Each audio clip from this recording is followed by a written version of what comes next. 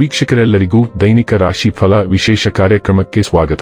ಇವತ್ತಿನ ಈ ವಿಡಿಯೋದಲ್ಲಿ ನಾವು ವರ್ಷ 2026 ರ ಏಪ್ರಿಲ್ ತಿಂಗಳಿನ 4ನೇ ತಾರೀಕಿನ ದಿನ ಮೇಷರಾಶಿಯ ಫಲಗಳನ್ನು ತಿಳಿದುಕೊಳ್ಳಲಿದ್ದು, ಈ ದಿನ ಮೇಷರಾಶಿಯ ಜಾತಕದವರ ಪಾಲಿಗೆ ಹೇಗೆ ಸಾಬೀತಾಗಲಿವೆ, ಈ ದಿನ ಗ್ರಹ ನಕ್ಷತ್ರಗಳ ಸ್ಥಿತಿಗತಿಗಳೇನು ಮತ್ತು ಇಲ್ಲಿ ಉಂಟಾಗಲಿರುವ ಯೋಗಗಳ್ಯಾವುವು, ಈ ಯೋಗಗಳ ಪ್ರಭಾವ ನಿಮ್ಮ ಮೇಲೆ ಹೇಗೆ ಕಾಣಿಸಿಕೊಳ್ಳಲಿದೆ, ಜೊತೆಗೆ ಈ ದಿನಗಳಂದು ನೀವು ಹೊಂದಿರಬೇಕಾದ ಎಚ್ಚರಿಕೆ ಏನು ಅನ್ನೋದೆಲ್ಲವನ್ನ ವಿಸ್ತಾರ ರೂಪದಲ್ಲಿ ಇಲ್ಲಿ ತಿಳಿದುಕೊಳ್ಳೋಣ.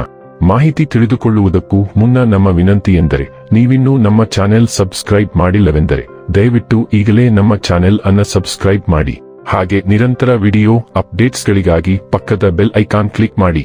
ವೀಕ್ಷಕರೇ, ಈ ದಿನವು ಶನಿವಾರದ ದಿನವಾಗಿರಲಿದ್ದೆ. ಈ ದಿನದ ಮೇಷರಾಶಿಯ ಫಲಗಳ ಕುರಿತು ನೋಡುವುದಾದರೆ, ನಿಮ್ಮ ದಯಾಳು ಪ್ರಕೃತಿ ಇಂದು ಅನೇಕ ಸಂತೋಷದ ಕ್ಷಣಗಳನ್ನು ತರುತ್ತದೆ.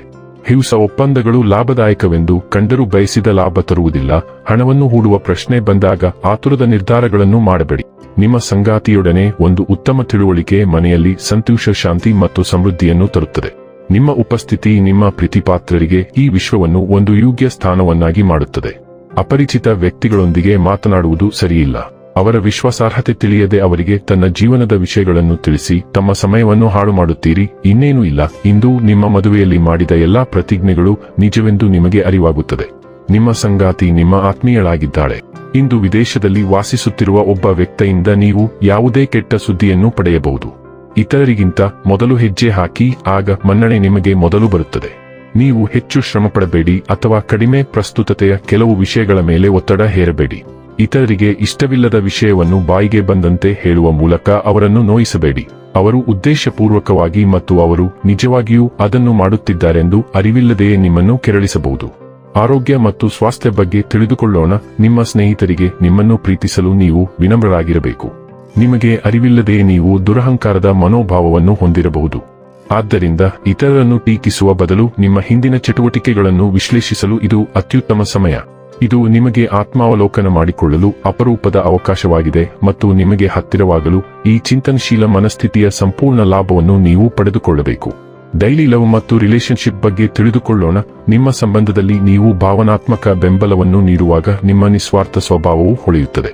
ನಿಮ್ಮ ಬುದ್ಧಿವಂತ ಸಂವಹನವು ಭಾವನೆಗಳನ್ನು ಸ್ಪಷ್ಟವಾಗಿ ವ್ಯಕ್ತಪಡಿಸಲು ಸಹಾಯ ಮಾಡುತ್ತದೆ. ನಿಮ್ಮ ಬಾಂಧವ್ಯವನ್ನು ಗಾಢವಾಗಿಸುತ್ತದೆ. ನಿಮ್ಮ ಭಾವನೆಗಳನ್ನು ರಕ್ಷಿಸಿಕೊಳ್ಳುವ ಹಂಬಲವನ್ನು ನೀವು ಅನುಭವಿಸಬಹುದು, ಆದರೆ ಬೆಳವಣಿಗೆಗೆ ಮುಕ್ತವಾಗಿರಬಹುದು. ಹೊಂದಿಕೊಳ್ಳುವ ಮತ್ತು ಸ್ಪಂದಿಸುವ ಮನೋಭಾವವು ಪ್ರೀತಿಯಲ್ಲಿ ವಿಕಸನಗೊಳ್ಳುತ್ತಿರುವ ಚಲನಶೀಲತೆಗೆ ಸೊಗಸಾಗಿ ಹೊಂದಿಕೊಳ್ಳಲು ನಿಮಗೆ ಅನುವು ಮಾಡಿಕೊಡುತ್ತದೆ. ವೃತ್ತಿ ಮತ್ತು ಹಣ ಬಗ್ಗೆ ತಿಳಿದುಕೊಳ್ಳೋಣ. ನೀವು ಕ್ರಿಯಾಶೀಲರಾಗಿರುತ್ತೀರಿ ಮತ್ತು ಇಂದು ನಿಮ್ಮ ಕ್ರಿಯಾಶೀಲ ಸ್ವಭಾವವು ನಿಮ್ಮನ್ನು ಎಲ್ಲದರಲ್ಲೂ ಅಗ್ರಸ್ಥಾನದಲ್ಲಿರಿಸುತ್ತದೆ. ನೀವು ಎಲ್ಲಾ ಚಟುವಟಿಕೆಗಳ ಕೇಂದ್ರಬಿಂದು. ನೀವು ತುಂಬಾ ಚೆನ್ನಾಗಿ ಮಾಡುತ್ತಿದ್ದೀರಿ. ನಿಮ್ಮ ವೇಗವನ್ನು ಕಾಯ್ದುಕೊಂಡು ಮುಂದುವರಿಯಿರಿ. ನೀವು ಇನ್ನೂ ಸಾಧಿಸುವುದು ಬಹಳಷ್ಟಿದೆ. ನಿಮ್ಮ ಕೆಲಸದ ಸ್ಥಳವನ್ನು ಗೊಂದಲವಿಲ್ಲದೆ ಇರಿಸಿ ಮತ್ತು ಕಾಲಕಾಲಕ್ಕೆ ನಿಮ್ಮ ದಾಖಲೆಗಳನ್ನು ಪರಿಶೀಲಿಸಿ.